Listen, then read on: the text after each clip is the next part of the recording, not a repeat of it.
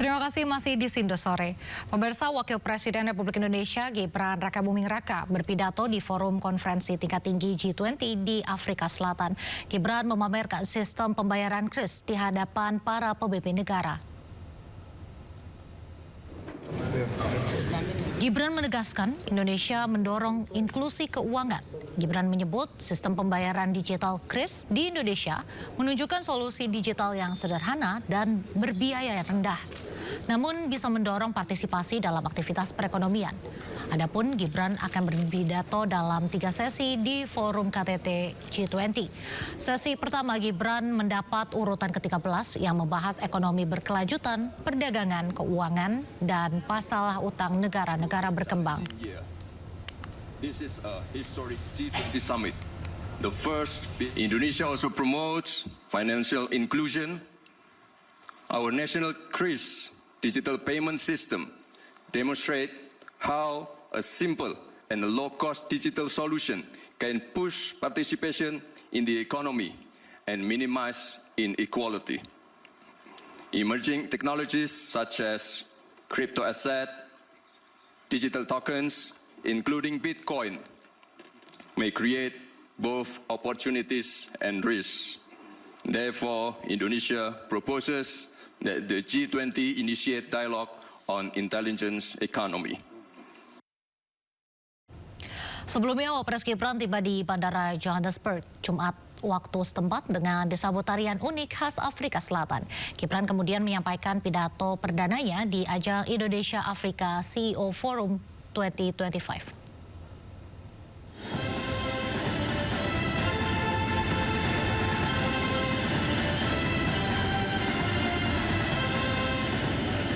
Tarian lokal khas Afrika Selatan Pansula menyambut kedatangan Wakil Presiden RI Gibran Rakabuming Raka di Bandara OR Tambo, Johannesburg, Afrika Selatan, Jumat waktu setempat. Tarian yang dikenal dengan gerakan kaki cepat dan presisi ini menjadi simbol identitas daerah perkotaan Afsel.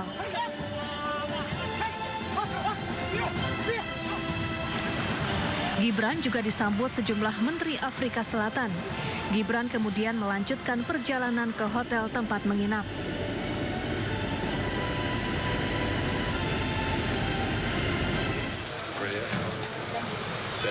Setibanya di hotel, Gibran disambut diaspora Indonesia yang tinggal di Afrika Selatan.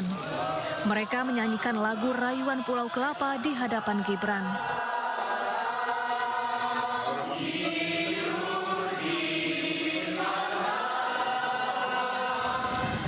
Gibran kemudian membuka pidato perdananya di ajang Indonesia Afrika CEO Forum.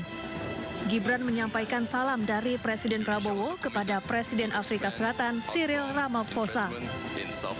Gibran menegaskan komitmen kuat pemerintah Indonesia untuk memperluas kolaborasi strategis dengan negara-negara Afrika. This is a huge step to strengthen our relationship and our commitment to expand collaboration with Africa remains very strong. With collaboration, the emerging economies can shape the future. Global growth must not only be strong, but also fair and inclusive. The visit of President Ramaphosa a few weeks ago to Indonesia reflects deep cooperation between the two countries. Both presidents agreed to have visa-free entry. So I think this is a good news for all of you. No more visa. And also to push trade and investment on agriculture and energy. KTT G20 Afrika Selatan berlangsung pada 23 hingga 24 Desember 2025. Gibran dijadwalkan melakukan sejumlah pertemuan bilateral dengan para pemimpin negara sahabat untuk menyampaikan pesan Prabowo.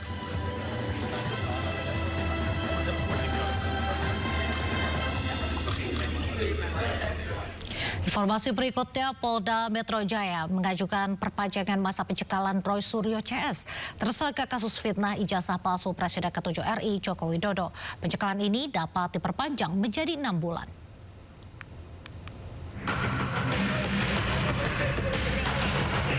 Pencekalan terhadap Roy Suryo CS ke luar negeri dalam kasus tudingan ijazah palsu Presiden ke-7 Republik Indonesia berlaku selama 20 hari. Namun Kabid Humas Polda Metro Jaya menuturkan pencekalan terhadap ke-8 tersangka ini akan diperpanjang dari awalnya 20 hari menjadi 6 bulan. Alasannya untuk memudahkan proses penyelidikan yang dilakukan oleh Polda Metro Jaya yang saat ini masih berlangsung. Jadi pencekalan oleh penyidik itu dikirimkan untuk ke-8 yang berstatus tersangka. Itu berlaku selama 20 hari dari tanggal 8 November sampai dengan 27 November 2025. Tetapi akan diperpanjang untuk pencekalan selama 6 bulan ke depan. Ini surat masih akan berproses untuk pencekalan kedua.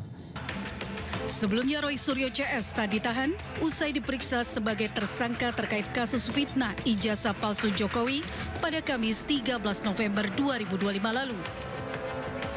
Mereka tak ditahan karena mengajukan saksi dan ahli meringankan.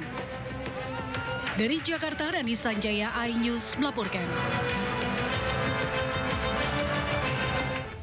Sementara itu, ahli digital forensik Krismon Sianipar menyebut ijazah yang diklaim asli oleh Andi Aswan merupakan hasil scan dan editing dari unggahan Dian Sandi di sosial media April lalu. Sebuah objek di dalam citra masukan tidak ada, tetapi ada di citra keluaran, maka yang pastikan itu adalah hasil pengeditan karena registrasi citra tidak menambah objek itu. Tidak membuat objek sendiri registrasi citra. Dia hanya menggeser, merotasi, dan mentransformasi, tidak menciptakan objek. Pertanyaannya, kita sudah mendeteksi, menganalisa lintasan stempel pada citra yang diupload oleh Dian Sandi Utama. Meskipun resolusinya ya menengah lah gitu ya. Tetapi kan kita analisa juga itu, stempel itu yang tertindih oleh tanda tangan pun masih bisa terdeteksi. Nah, kenapa ya tanda tangan itu kan tinta hitam di situ ya, tanda tangan dekannya tinta hitam. Nah, terdeteksi kanal R, kanal merah gitu loh. Kenapa di jas itu tidak ada pada lintasan itu? Tidak ada pada citra yang diupload oleh Dian Sandi Utama.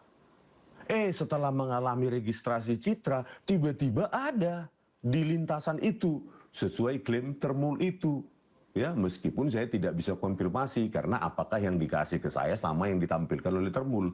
Tapi sesuai yang diklaim oleh Termul, yang ditunjukkan lewat HP itu oleh Termul dengan bangganya itu, ini ada lintasan stempel. Nah, pertanyaannya kok tiba-tiba ada? Ya, alasan yang masuk akal adalah dia tambahkan sendiri lintasan stempel itu, gitu loh. Kenapa? Ya tidak ada di tempatnya di citra masukan dari Dian Sandi Utama itu. Setelah mengalami registrasi citra, tidak mungkin ada objek baru di situ. Kalau dibilang itu karena kabur, salah. Kalau resolusi rendah yang menjadi alasan resolusi rendah yang diupload oleh Dian Sandi Utama, kenapa ya stempel itu ya yang ada pada tanda tangan itu masih terdeteksi? Tanda tangan kan hitam tintanya, dan kenapa ada kanal R di situ? Ya, kita ekstrak pakai intensitas RGB, terus kita pakai juga gradients, dapat itu. Kenapa yang hanya di jas hitam itu nggak ada, kan begitu?